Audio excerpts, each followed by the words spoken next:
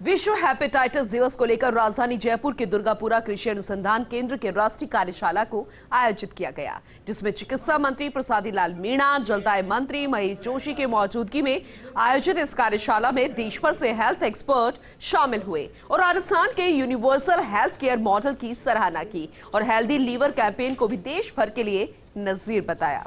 देखिए खास रिपोर्ट।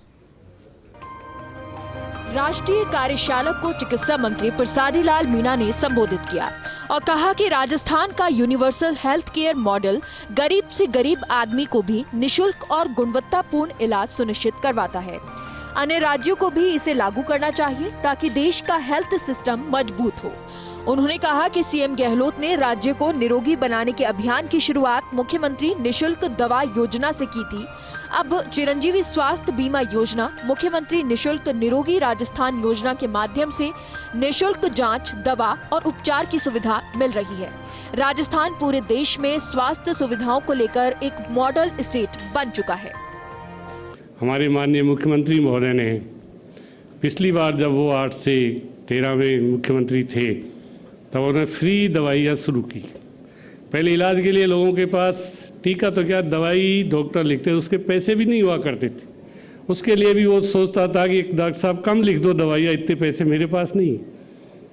ये हालात थी हमारे। जब 2011-12 में उन्होंने जब बजट पेश किया विधानसभा में, बहुत बड़ा आश्चर्य हुआ। हमको भी पता नहीं था, हम उनके कैबिनेट साथी थे, हमको भी पता नहीं था कि हमारे मुख्यमंत्री ऐसी जादूगरी चलाएंगे कि सबको फ्री दवाइयाँ हो गई। फ्री दवाइयाँ हो गई। आज उसकी संख्या बढ़कर फ्री दवाइयों की आज 1800 दवाइयाँ हम फ्री दे रहे हैं। सारा इलाज फ्री कर रहे हैं, चाहे लीवर का हो, चाहे किडनी का हो, चाहे हार्ट का हो, चाहे किडनी कोई भी बीमारी, चाहे कैंसर का हो, कितना ही महंगा इलाज हो। कार्यशाला में जलदाय मंत्री महेश जोशी ने कहा कि हेल्दी लीवर कैंपेन के तहत जन सहभागिता से प्रदेश में 64,733 पेयजल स्रोतों का क्लोरीनेशन करवाया गया है और नियमित अंतराल में जल शुद्धिकरण की गतिविधियां विभाग द्वारा संचालित की जा रही हैं। वहीं जल जीवन मिशन के तहत 33 जिलों में ग्राम जल स्वच्छता समिति के माध्यम से भी पेयजल की जांच का कार्य करवाया जा रहा है। राज्य की 6,938 ग्राम पंचायतों में पेयजल जांच हेतु प्रशिक्षण का कार्य पूरा हो चुका है। वहीं केंद्रीय स्वास्थ्य मंत्रालय के अतिरिक्त सचिव और एनएचएम मिशन निदेशक रोली सिंह ने कहा कि तंबाकू नियंत्रण अभियान की तरह ही राजस्थान में नेशनल वायरल हेपेटाइटिस नियंत्रण कार्यक्रम के तहत हेल्दी लीवर कैंपेन का सफल संचालन किया और आमजन में इसके बारे में जागरूकता विकसित की। पहली बार ये जो जॉइंट वर्कशॉप की है, ये भी आने वाले समय में न सिर्फ राजस्थान बल्कि दूसरे राज्यों के लिए भी ये प्रेरणादायी होगा। हेपेटाइटिस मूल रूप से लीवर से संबंधित बीमारी है जो वायरल इन्फेक्शन के कारण होती है।